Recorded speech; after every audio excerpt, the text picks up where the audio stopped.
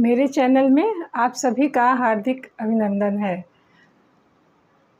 देखिए, हम लोग हिंदी व्याकरण का कोर्स पढ़ रहे हैं, जिसके अंतर्गत इससे पहले हम लोग शब्द भेद पढ़ चुके हैं कि शब्द भेद क्या हैं और कितने प्रकार के होते हैं, जिसमें रूढ़, यौगिक, योगरूढ़, तत्सम, तद्भव, देशज, विदेशज ये सब हम पढ़ चुके हैं। उपसर्ग और प्रत्यय भी पढ़ चुके हैं। अब उसी क्रम को आगे बढ़ाते हुए हम आज आपको संधि पढ़ाएंगे। तो संधि में हम लोग पढ़ेंगे कि संधि होता क्या है, संधि कितने प्रकार की होती है, और इसको समझेंगे कि संधि कितनी आसानी से हम पढ़कर समझ सकते हैं, ताकि किसी भी परीक्षा में हमारा नंबर कम ना हो। संधि का शाब्दिक अर्थ होता है जोड़।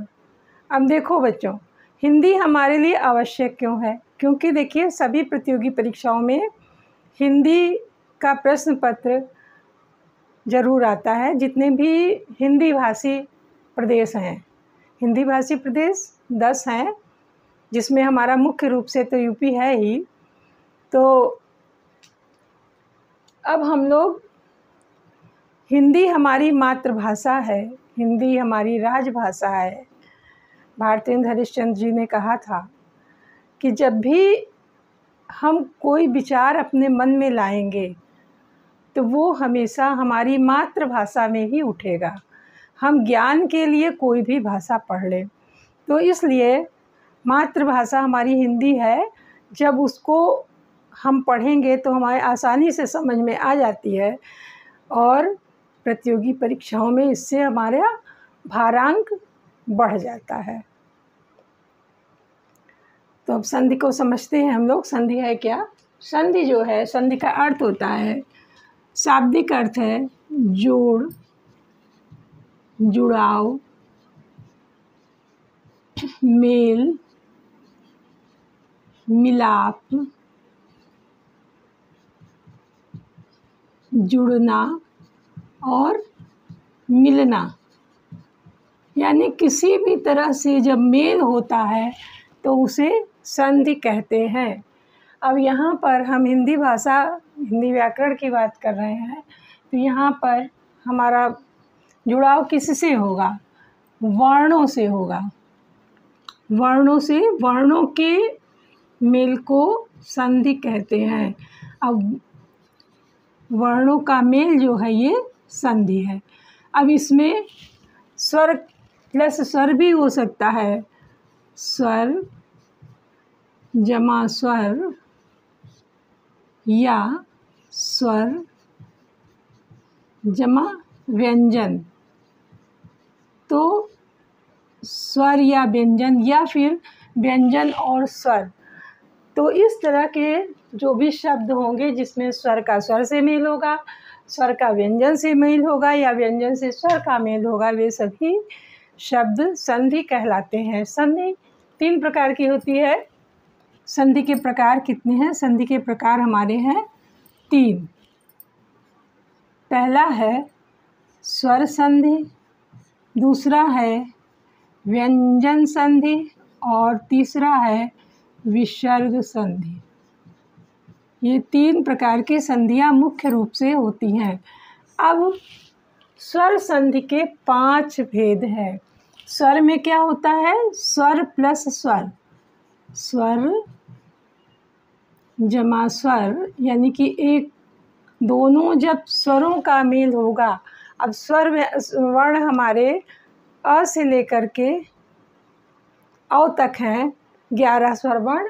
अब 11 स्वर वर्णों में से भी किसी भी स्वर वर्ण का मेल होगा तो वो जो है स्वर संधि कहलाएगी। और यहाँ पर क्या है? स्वर प्लस व्यंजन, या फिर व्यंजन प्लस स्वर, या फिर व्यंजन प्लस व्यंजन। तो इस तरह से जो है ये हमारे व्यंजन संधि होती है। विसर्ग संधि में विसर्ग होगा, विसर्ग वर्ण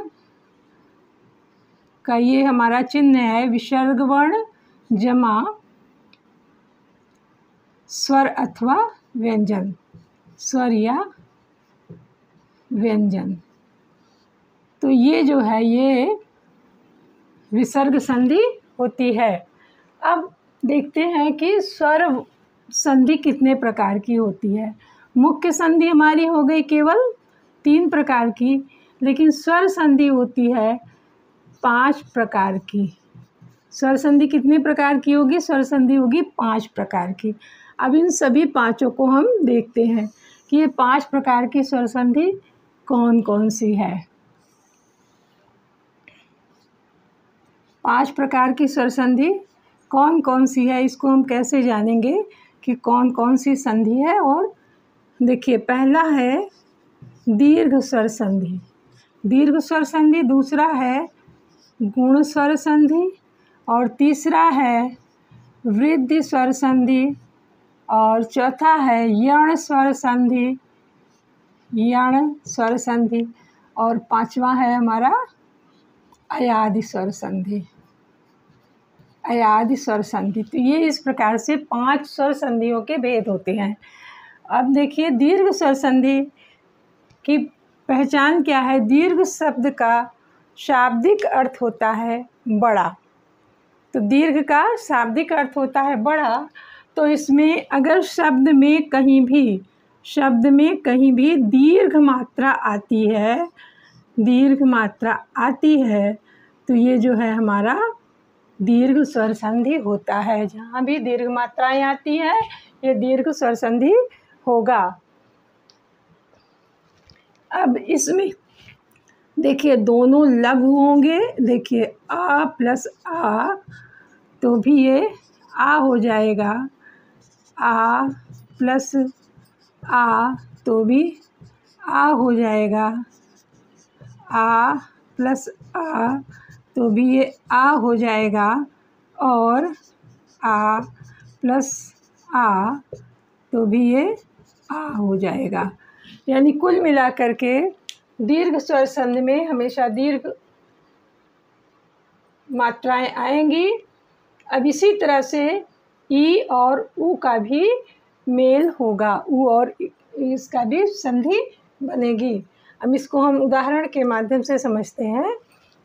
कुछ संधि वाले शब्दों को उदाहरण के माध्यम से समझते हैं कि इसमें कौन कैसे होगा। देखिए, जैसे विद्यालय, हिमालय, महात्मा, कवींद्र, भानुजा, इस तरह के शब्द जो हैं। देखिए महात्मा, महात्मा, महात्मा शब्द में क्या है? महा प्लस आत्मा, ये महात्मा हो गया। अब यहाँ पे किन स्वरों का मेल है? आ प्लस आ। इसी तरह से देखिए बधूत्सव, बधूत्सव, वधु प्लस उत्सव। वधु में ऊ है और यहाँ भी ऊ है, इसलिए यहाँ पे बधूत्सव हो गया। यहाँ महात्मा हो गया दीर्घ मात्रा। और कवींद्र देखते हैं, कवींद्र, ये कैसे होगा? कवि प्लस इंद्र, ये हो गया कवींद्र। यहाँ पर ई है प्लस ई, यानी दीर्घ ई की मात्रा हो गई। दीर्घ संधि हम लोगों ने समझ ली।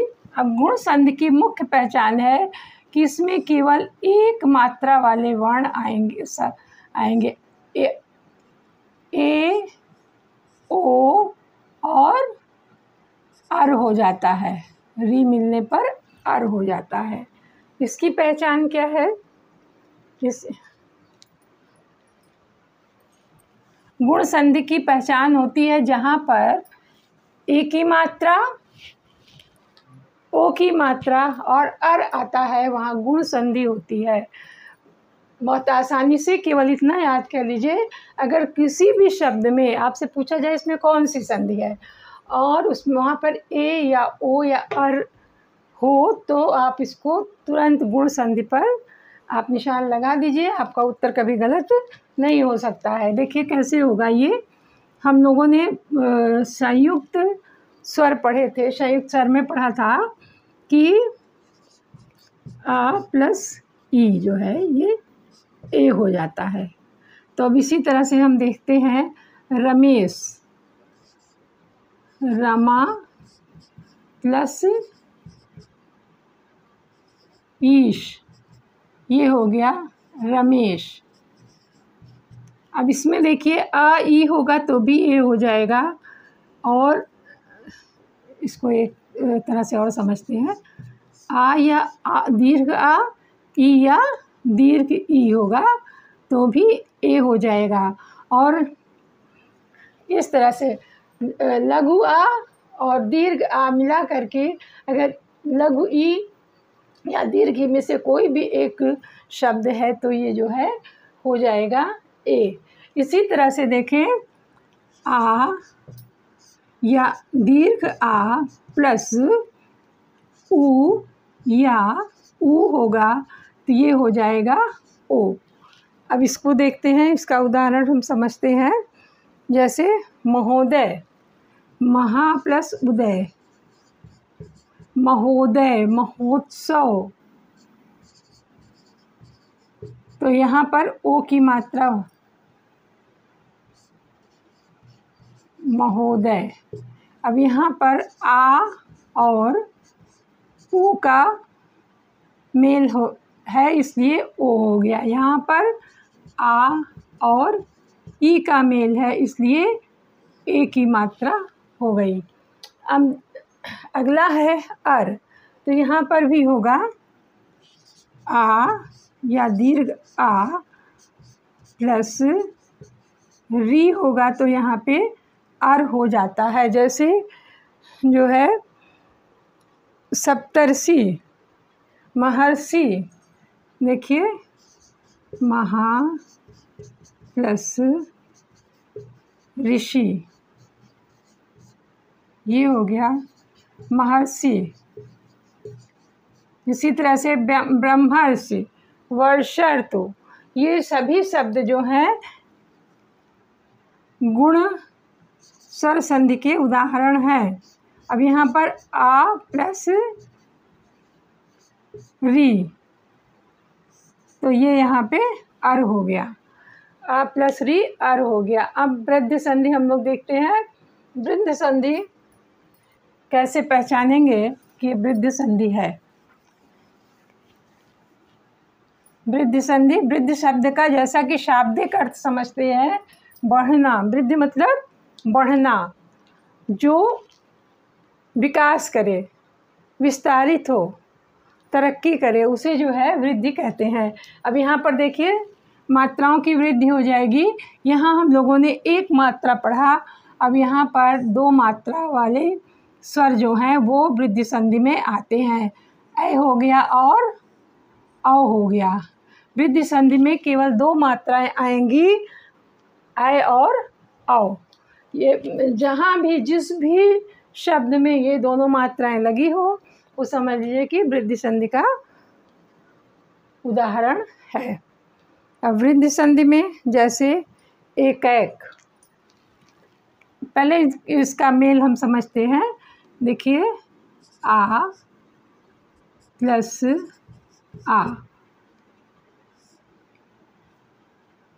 आ या आ, इसमें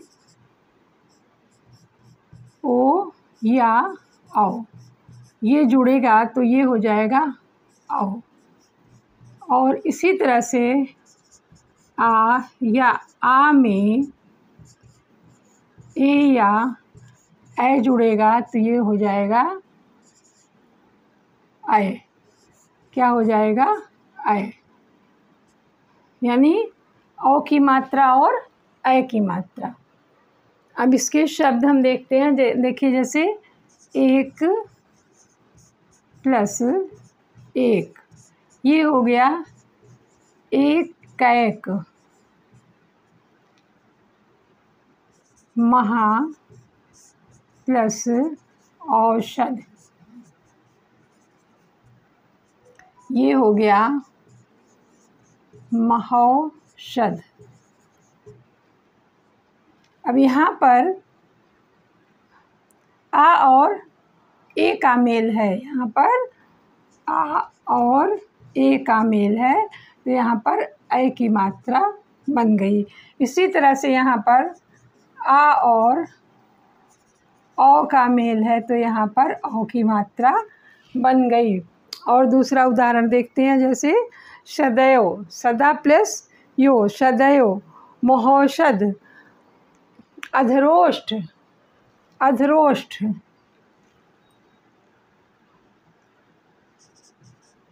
अधर प्लस ओष्ठ, ये हो गया अधर, र यानी आ और ओ, ये हो गया अधरोष्ठ, अधरोष्ठ।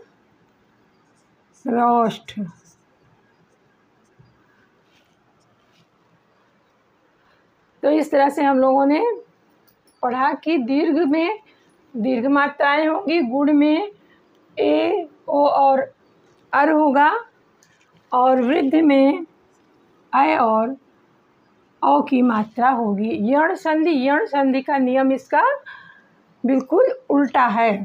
कैसे? इसमें जो है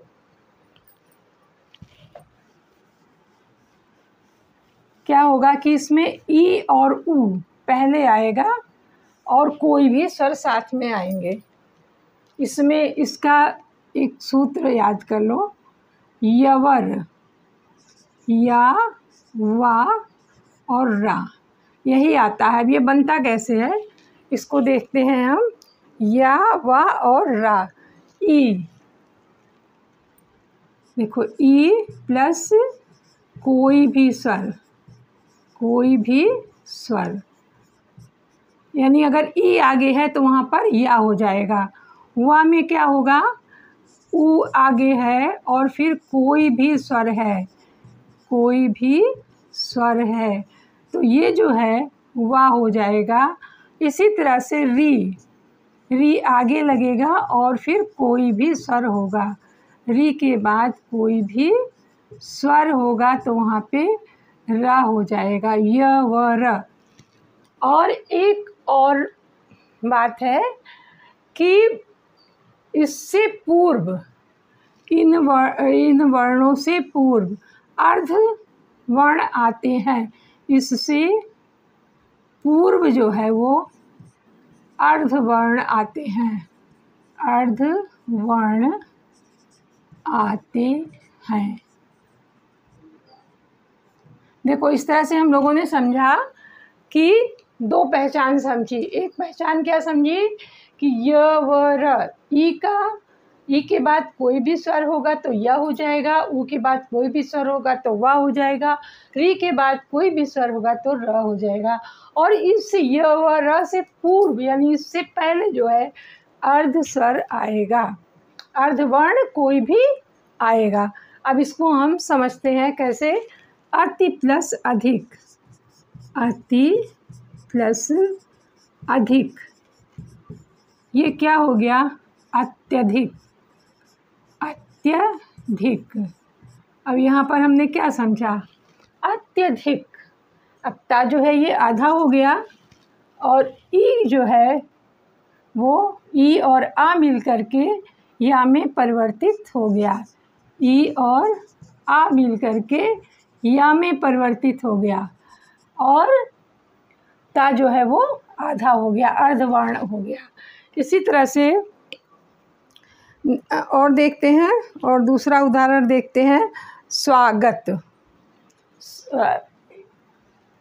इसी देखिए अति अधिक यानी अत्यधिक, अत्याचार, अत्याचार भी यण संधि का उदाहरण है।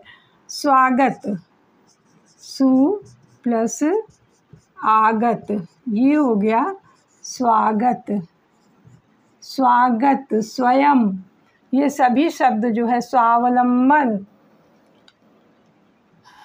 अब यहाँ देखते हैं सु, यानी ऊ आया और यहाँ पर दीर्घ आ आया, ये हो गया वा बन गया। और सा जो है ये अर्ध वर्ण में परिवर्तित हो गया।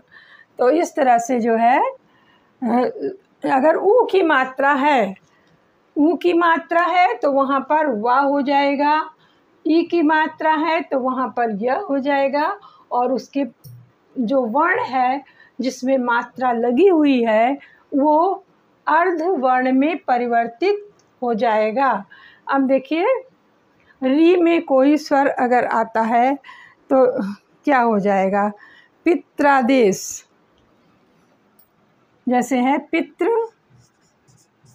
पितृ प्लस आदेश, ये हो गया पित्रादेश, पित्रादेश।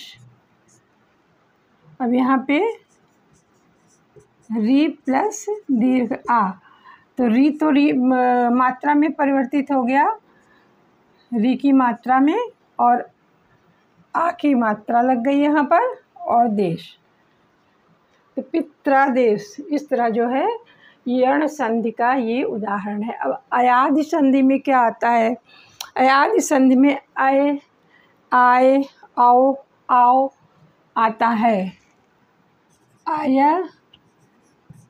आय,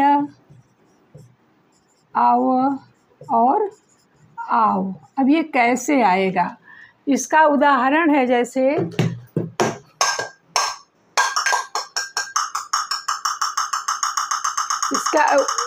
इसका उदाहरण है चालक, धावक, नायक, पवन, भवन। इस तरह से मिलते जुलते जो भी वर्ण हैं वो सभी जो है वो अयादि शब्द के उदाहरण है, अयादि संधि के उदाहरण है। जैसे नाविक, पवित्र, हम देखिए नयन, ने प्लस अन, ये हो गया हमारा नयन। अब हम इसमें देखते हैं कि आय कैसे आया, तो इसको हम वर्ण विच्छेद करेंगे। देखिए ना प्लस आ प्लस या प्लस आ प्लस ना प्लस आ। अब यहाँ पर हमने देखा कि आया आया, आ और या। इसी तरह से अगर हम नायक, नायक का करें तो नायक क्या हुआ, नायक, नए प्लस अक, नायक हो जाएगा ये, नायक। अब इसका अगर हम करें विग्रह वर्ण विच्छेद करते हैं तो ना प्लस आ प्लस या प्लस आ प्लस का प्लस आ। अब ये देखिए आय आया, तो क्या हो गया, आय का उदाहरण हमने देखा और आय का देखा। इसी तरह से भवन, भो प्लस वन, तो भवन हो गया ये, भवन। अब इसका भी जब हम वर्ण विग्रह करेंगे, वर्ण विच्छेद करेंगे, तो क्या हो जाएगा, भ प्लस आ प्लस वा प्लस आ प्लस ना प्लस आ, तो यहाँ पे औ आया।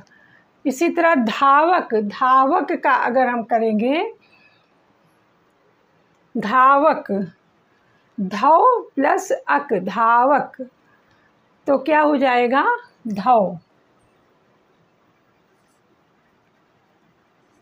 धावक, शावक, धौ प्लस अक, ये हो गया धावक। अब इसको हम वर्ण विच्छेद करते हैं, ध प्लस आ प्लस वा प्लस आ प्लस क प्लस आ।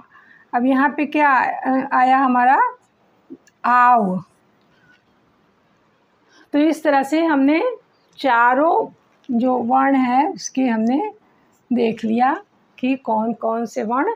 अब ऐसे तो हम नायक लिखेंगे तो हमें लगेगा नायक, तो भी समझ में आ गया कि आय आया ना के बाद ना अगर हम स्वर रहित लेंगे तो अ आता है और या आता है तो अय हो गया। इसी तरह से नायक में, नयन में जो भी हमारे वर्ण हैं वो सभी हमने क्लियर कर दिए यहाँ पर आपको। बिल्कुल मुझे लग रहा है कि अब संधि आपकी कभी गलत हो ही नहीं सकती है।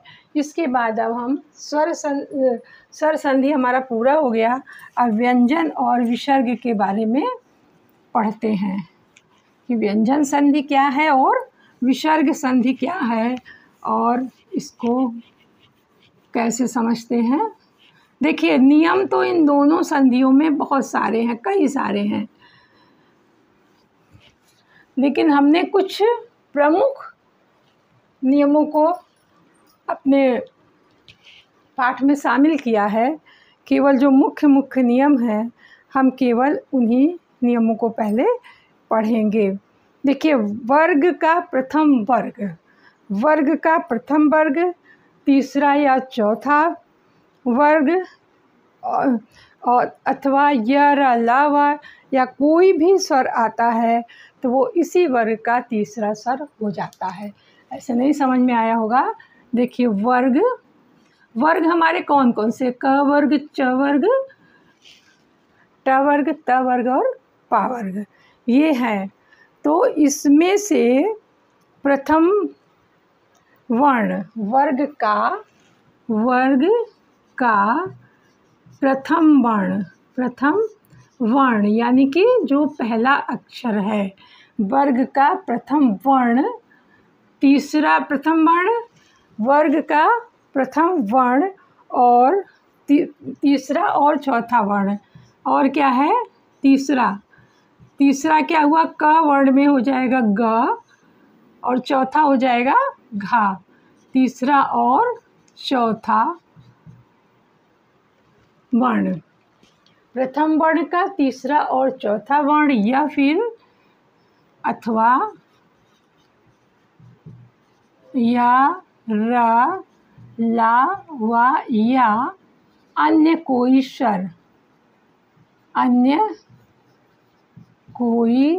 स्वर अगर आता है तो वहाँ पर उसी वर्ग का तीसरा अक्षर हो जाता है। क्या होगा?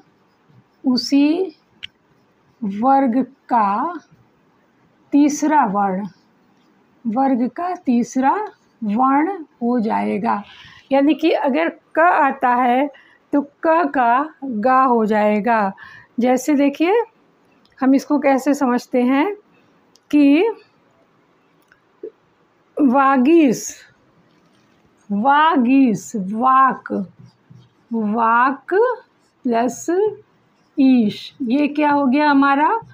वागीस। और सत प्लस जन तो क्या हो जाता है?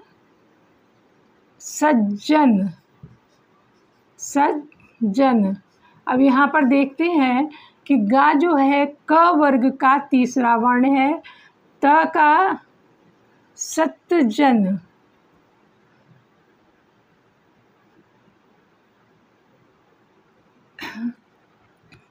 च वर्ग का, यहाँ पर देखते हैं ये कि च वर्ग का तीसरा वर्ण ये है, नहीं ये देखें ता का जो है ये सदवाणी, ता का दा हो जाएगा, ता का यहाँ पे दा होना चाहिए। दूसरा उदाहरण मैंने लिख दिया, ता सत प्लस वाणी। तो इस नियम के अनुसार यहाँ पे त थ द यानी द इसका तीसरा है तो सद्वाणी। इसी तरह से देखो सद्गति। तो ये यहाँ पर हमने क्या देखा कि अगर किसी वर्ग का प्रथम वर्ण है, वर्ग का प्रथम वर्ण किसी स्वर से मिलता है तो वहाँ पर उसी का तीसरा वर्ण हो जाता है। दूसरा नियम देखते हैं। दूसरे नियम में है वर्ग का प्रथम वर्ण ना या मा आने पर वर्ग का पंचमा अक्षर हो जाता है। ये पहला नियम आपका है। दूसरा नियम है कि वर्ग का प्रथम वर्ण प्लस ना या मा। देखो वर्ग का प्रथम वर्ण प्लस ना या मा, तो क्या यहाँ पे हो जाएगा वर्ग का पंचमाक्षर, वर्ग का पंचमाक्षर। अब यहाँ पे देखते हैं कि वर्ग का प्रथम वर्ण, वर्ग का प्रथम वर्ण क्या हुआ, क च ट ता और पा, तो इसी का पंचमाक्षर हो जाएगा, यानी कि अंगा का अंगा हो जाएगा, च का इया हो जाएगा, ट का अड़ा हो जाएगा, ता का ना हो जाएगा और पा का मा हो जाएगा। जैसे उदाहरण के माध्यम से समझने का प्रयास करते हैं कि जगन्नाथ। देखो उदाहरण हम देते हैं, जगत प्लस नाथ, तो ये क्या हो जाता है जगन्नाथ, ये हो जाएगा जगन्नाथ। यानी ये ना जो है पंचमाक्षर उसी वर्ग का है, इसमें परिवर्तित हो गया। वाक्मय, और दूसरा उदाहरण भी हम देख लेते हैं, वाक्मय, तो यहाँ पर क्या हो जाएगा वांग्मय, वांग्मय, यानी कि यहाँ पर क वर्ग का पंचमाक्षर आ गया। अब तीसरे नियम के अंतर्गत हम पढ़ते हैं कि अगर जो है वो ता के साथ चा छा होगा, देखो इसको तीसरे नियम के अंतर्गत हम देखते हैं। तीसरा नियम है कि ता के साथ चा या छा होगा तो ये क्या हो जाएगा चा हो जाएगा, क्या हो जाएगा चा हो जाएगा। और चा के साथ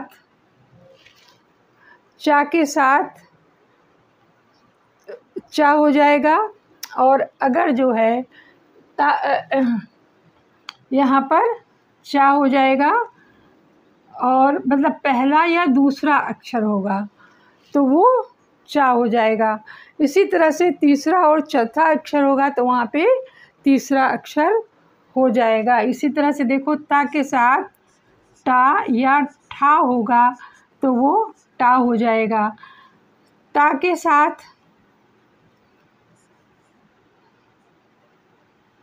के साथ जा या झा होगा, जा या झा होगा तो ये जा हो जाएगा। फिर ता के साथ डा या ढा होगा तो ये डा हो जाएगा। ये जो है देखिए, यानी कि पहला और दूसरा अक्षर जोड़ने पर जो है ये पहला और दूसरा अक्षर जोड़ने पर पहला दूसरा होगा, तीसरा चौथा जोड़ने पर तीसरा हो जाएगा। और ता के साथ अगर ला जोड़ा जाएगा तो ये ला हो जाएगा, ता के साथ ला जोड़ा जाएगा तो ये ला हो जाएगा। जैसे उड्डयन, उच्चारण, उल्लास, सभी को हम एक एक उदाहरण के माध्यम से समझते हैं। देखो शब्द तो बहुत सारे हैं और उतना शब्द हम यहाँ पे कॉन्सेप्ट क्लियर करना चाह रहे हैं तो इसमें उतने सारे शब्द एक साथ मुझे देने में थोड़ी सी प्रॉब्लम हो रही है, तो इसलिए हम सभी का एक एक दो दो उदाहरण के माध्यम से समझते चलते हैं। अब देखिए उत्डयन, उत प्लस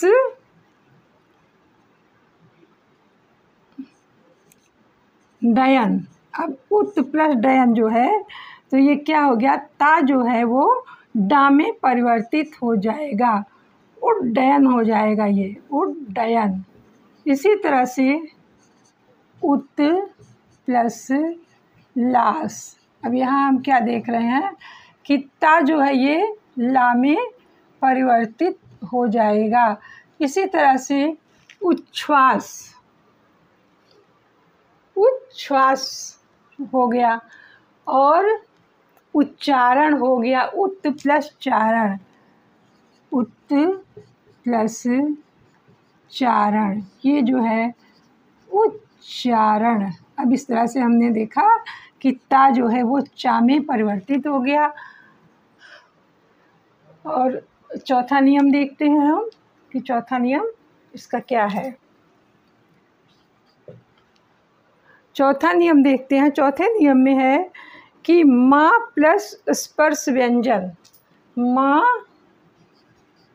प्लस स्पर्श व्यंजन। स्पर्श व्यंजन कौन से हैं, पंचमाक्षर जो हैं, जो पंचवर्गीय व्यंजन है, 25 हमारे क से लेकर के माँ तक। तो ये जो है माँ का अनुस्वार बाद वाले अक्षर पर रूपांतरित हो जाएगा। माँ का अनुस्वार, माँ जो है ये अनुस्वार, माँ का अनुस्वार बाद वाले अक्षर पर रूपांतरित हो जाएगा, रूपांतरित हो जाएगा, यानी उसी वर्ग का पंचम अक्षर हो जाएगा, उसी वर्ग का पंचमा अक्षर हो जाएगा। जैसे देखो किंचित, क्या हो गया, किम प्लस चित, तो ये हो जाएगा किंचित, किंचित।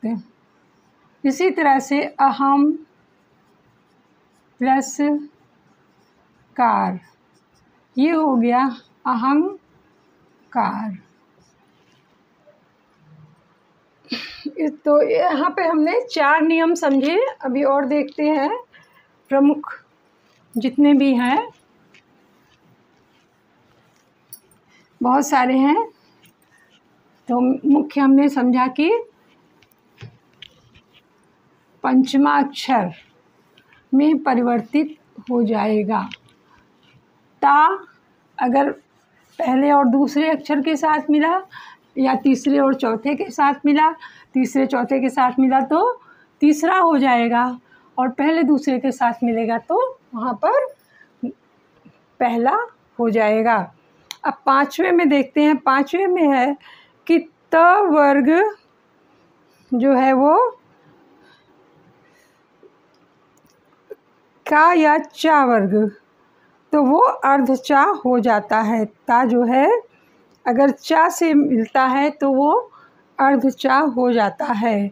इसी तरह से देखो कि ता प्लस चा, देखिए 5वां नियम क्या हम कहता है कि त प्लस चा जो है तो वो अर्ध चा हो जाता है। इसी तरह से त प्लस शा मिलता है तो ये अर्ध शा हो जाता है, इस तरह से। अब इसका भी उदाहरण देखते हैं, क्या होगा, महत प्लस छत्र,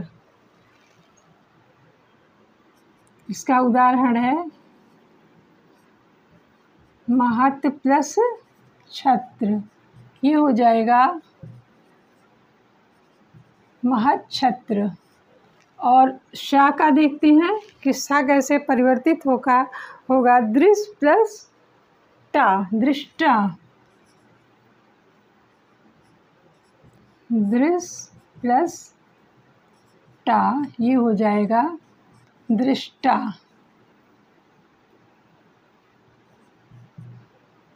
दृष्टा यानी देखने वाला। छठा नियम हम देखते हैं। छठा नियम क्या है, छठे नियम में है कि किसी वर्ग में अगर हा है तो हा उस वर्ग का चौथा अक्षर हो जाएगा। किसी वर्ग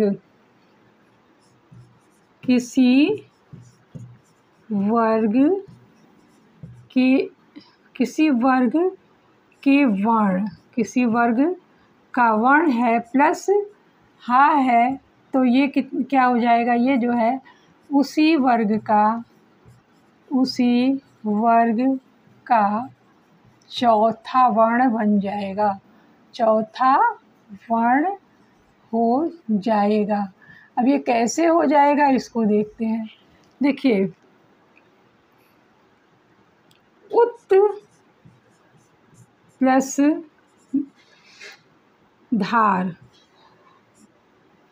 तो क्या हो जाएगा, उत प्लस धार तो ये हो जाएगा उद्धार। उत प्लस धार तो ये हो जाता है उद्धार। और इसी तरह से उत प्लस हत, उत प्लस हार तो ये हो जाता है उद्धार। अब यहाँ पे त वर्ग का चौथा वर्ण ध है तो हा जो है धा में परिवर्तित हो गया और ता जो है वो तीसरे वर्ण में परिवर्तित हो गया। इसी तरह से उत प्लस हत, उत प्लस हत, अब ये क्या हो गया, उद्धत। ये जो है त जो है वो तीसरा वर्ग हो गया और हा जो है ये धा में परिवर्तित हो गया। अब एक सातवां नियम देखते हैं। मुख्य रूप से हमने सात ही जो है वो पढ़ाया है। अगला देखो, किसी भी स्वर के बाद हा हो तो वहाँ पर क्या होगा, किसी स्वर के बाद हा होने पर छा से पूर्व चा जुड़ जाता है। किसी भी स्वर, यदि कोई भी स्वर है, किसी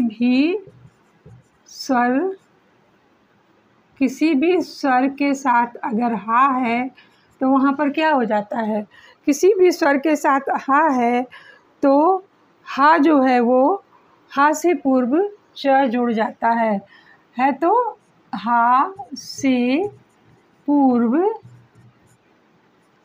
च जुड़ जाता है। ये इसका जो है नियम है। अब इसका भी एक दो उदाहरण हम देख लेते हैं। जैसे है अनुच्छेद, अनु प्लस छेद तो अब यहाँ पर क्या हो जाएगा, अनुच्छेद।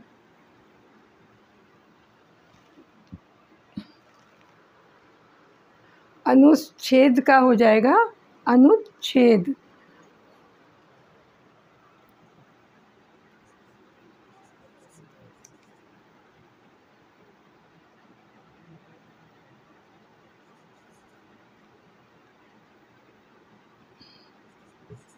अनुच्छेद। इसी तरह से और भी शब्द है, आच्छादन, शालाच्छन, शाला प्लस छादन, शाला प्लस छादन तो ये क्या हो जाएगा, शालाच्छादन।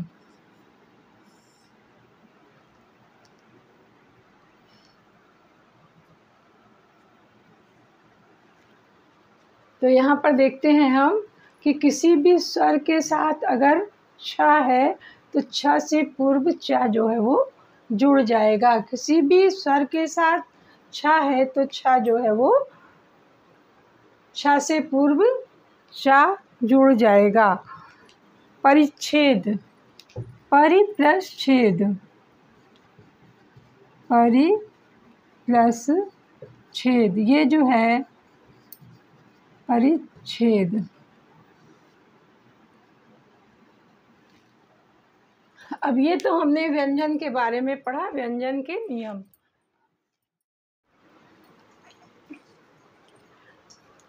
अभी तक हम लोगों ने स्वर संधि और व्यंजन संधि के बारे में पढ़ा। अब विसर्ग संधि के बारे में भी डिटेल में पढ़ लेते हैं, विस्तार पूर्वक पढ़ लेते हैं। अब इसमें देखते हैं कि यहाँ भी कई सारे नियम लागू होते हैं, लेकिन हमने यहाँ पर विसर्ग संधि के नियम में भी प्रमुख प्रमुख नियमों को लिया हुआ है। देखो, पहला है कि अगर विसर्ग है प्लस वर्ग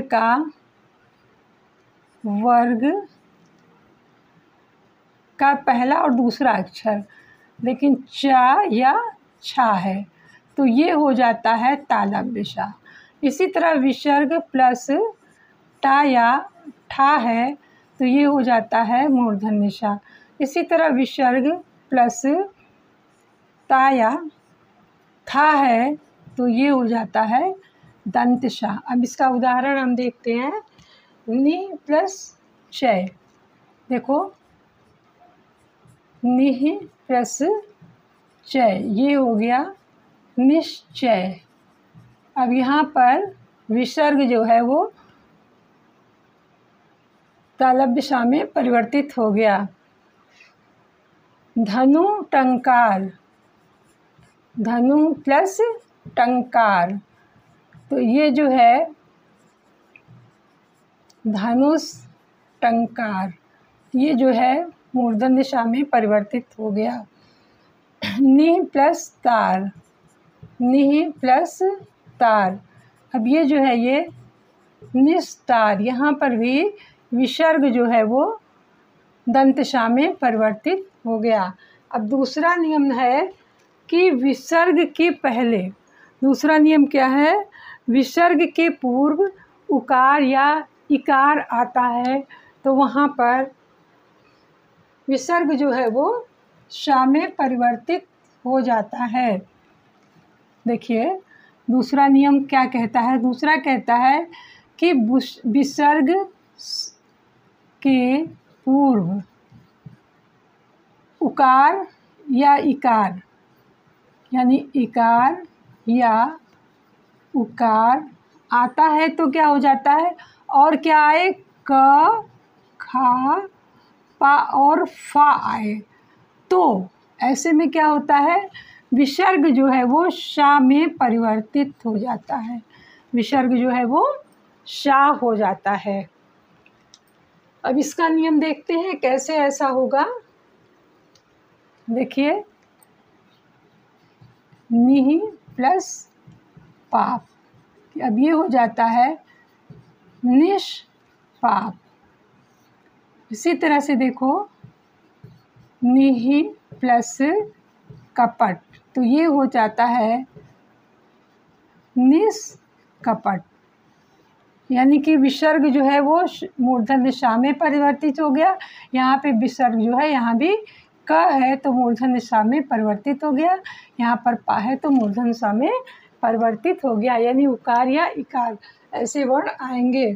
तो अब दूसरा देखते हैं कि विसर्ग, तीसरा नियम क्या है, तीसरा नियम है कि यदि विसर्ग है और का खा पा और फा होने पर, विसर्ग प्लस का खा पा और फा होने पर विसर्ग यथावत रहता है, यथावत रहता है। इस नियम में क्या होता है, जैसे प्रातः काल, क्या है, प्रातः प्लस काल, तो इसमें हम कोई परिवर्तन नहीं करते हैं, इसे यूं ही प्रातः काल लिख देते हैं। पयपान, पयः प्लस पान, ये क्या हो जाता है, पय पान। तो यहाँ पे हमने देखा कि विसर्ग में कोई परिवर्तन नहीं होता है।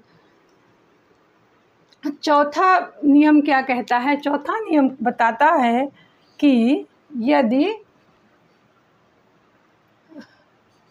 विसर्ग प्लस आ है तो ये ओकार हो जाता है, ओंकार हो जाता है, यानी ओ की मात्रा लग जाती है। जैसे प्रथम प्लस अध्याय, जैसे प्रथम प्लस अध्याय। अब ये क्या हो जाता है, प्रथमोध्याय। अब यहाँ पर क्या हुआ कि ओ की मात्रा में परिवर्तित हो गया, प्रथम प्लस अध्याय। तो प्रथम जो है विसर्ग जो है ओ की मात्रा में परिवर्तित हो गया।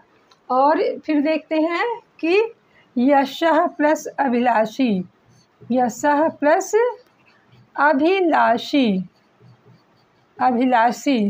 तो क्या हुआ, यशोभिलाषी, यानी यश की अभिलाषा करने वाला, यशोभिलाषी। जिसको यश की अभिलाषा होती है उसे यशोभिलाषी कहते हैं। तो चौथा नियम तो बहुत ही आसान है कि अ या अहा या आ आएगा, आ और प्लस आ आएगा तो ओंकार हो जाएगा, यानी कि ओ की मात्रा में परिवर्तित हो जाएगा। इसी तरह से देखो पांचवा नियम हमारा क्या कहता है। पांचवा नियम हमें बताता है कि अगर जो है, पांचवा नियम कहता है कि आहा प्लस वर्ग का तीसरा, चौथा या पांचवा अक्षर आता है तो वहाँ पर जो है विसर्ग का ऊ हो जाता है। क्या बताता है कि यदि, पांचवा नियम कहता है कि विसर्ग, पांचवा नियम क्या कहता है कि विसर्ग प्लस वर्ग का तीसरा, चौथा या पांचवा अक्षर। क्या कहता है, वर्ग का तीसरा, चौथा या पांचवा अक्षर आता है तो क्या हो जाता है, विसर्ग का ऊ हो जाता है, या फिर इसके साथ य, र, ल और व आता है तो विसर्ग जो है वो किस में परिवर्तित हो जाएगा, विसर्ग जो है वो ऊ में परिवर्तित हो जाता है।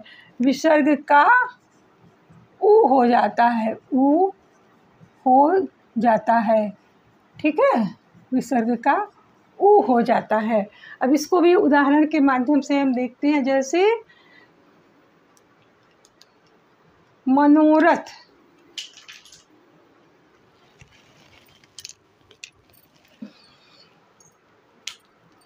अब इसको ऊ क्यों लिखा गया यहाँ पर, क्योंकि अ और ऊ मिलाकर ओ की मात्रा लग जाती है, इसलिए ऐसा लिखा गया है। देखिए यशः प्लस धरा, यशः प्लस धरा, यशोधरा, यशोधरा, यशः प्लस धरा, यशोधरा, यशः प्लस दा, यशोदा, मनः प्लस रथ, मनः प्लस रथ, तो ये क्या हो गया, मनोरथ, मनोरथ, यानी ऊ में परिवर्तित हो गया। अ और ऊ मिलाकर ओ बनता है, ये हम लोग संयुक्त व्यंजन में पढ़ चुके हैं, इसलिए ऐसा है। यशः प्लस दा, यशः प्लस दा बराबर क्या हो जाता है, यशोदा।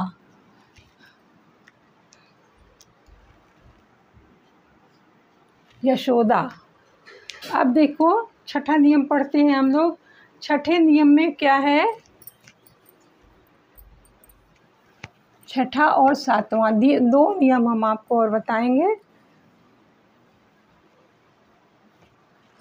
मुख्य जो है छठा और सातवां, दो देखते हैं कि और दो में क्या है। छठे में देखो विसर्ग के पूर्व, यानी छठे नियम में क्या है, विसर्ग के पूर्व, पूर्व यानी कि पहले, विसर्ग के पूर्व अ और आ को छोड़कर, आ और आ को छोड़कर जब कोई अन्य स्वर आता है, छोड़कर अन्य स्वर आने पर क्या होता है। यहाँ पे इसके नियम को देखते हैं कि अह से पूर्व, अ और आ को छोड़कर अन्य स्वर आने पर क्या होता है? स्वर्ग या वर्ग का तीसरा, चौथा और पांचवा वर्ण। या रा ला हो तो आने पर स्वर या वर्ग का कौन सा अक्षर होगा?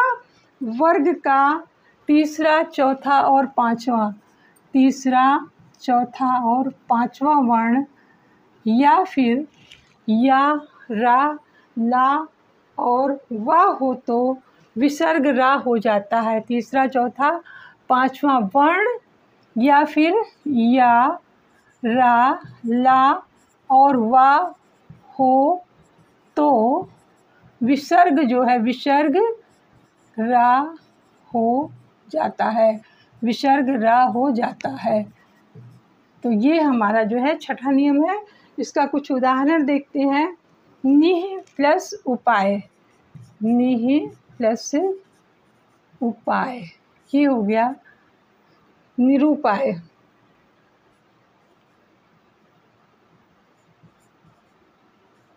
निरूपाय, निह प्लस उपाय बराबर निरूपाय। दुह प्लस आत्मा, दुरात्मा, दुह प्लस आत्मा, ये हो गया दुरात्मा। इसी तरह से दुर्जन, निर्जन शब्द भी इसी नियम के अंतर्गत आते हैं। सातवां नियम हम देखते हैं क्या है। सातवें नियम के अंतर्गत है कि ई और ऊ, यानी ई या ऊ पहले आता है, फिर विसर्ग के बाद रा आता है तो ई ऊ का ई ऊ हो जाता है। ई ऊ के बाद विसर्ग के बाद अगर रा आता है, रा आने पर ई ऊ का ई और ऊ हो जाता है और विसर्ग जो है वो विलुप्त हो जाता है, विसर्ग विलुप्त हो जाता है। इसका भी उदाहरण हम देख लेते हैं। जैसे निह प्लस रो, नीर, नीरो, निह प्लस रो, ये हो जाता है नीरो। निह प्लस रो, नीरो, निह प्लस रो, निह प्लस रस, ये क्या हो गया? नीरस। अब यहाँ पर हमने क्या देखा कि ई जो है वो ई में परिवर्तित हो गई और विसर्ग गायब हो गया। इसी तरह से देखें, दुह प्लस राज, दुराज, दुह प्लस राज, दुराज। तो यहाँ भी हमने देखा कि विसर्ग है और विसर्ग से पहले उकार आया है और रा जोड़ा गया है, तो यहाँ पर भी विसर्ग गायब हो गया है और शब्द हमारा दुराज बना। अब इस तरह से मैंने स्वर, व्यंजन और विसर्ग तीनों संधि आप लोगों को बहुत आसानी से समझा दिया है और उम्मीद करती हूँ, उम्मीद ही नहीं मुझे पूर्ण विश्वास है कि आप लोग इस वीडियो को देखेंगे, पूरा देखेंगे, इसका लाभ उठाएंगे। मेरे चैनल को लाइक, शेयर और सब्सक्राइब कीजिए। चलिए कल फिर भी मिलते हैं नए विषय के साथ।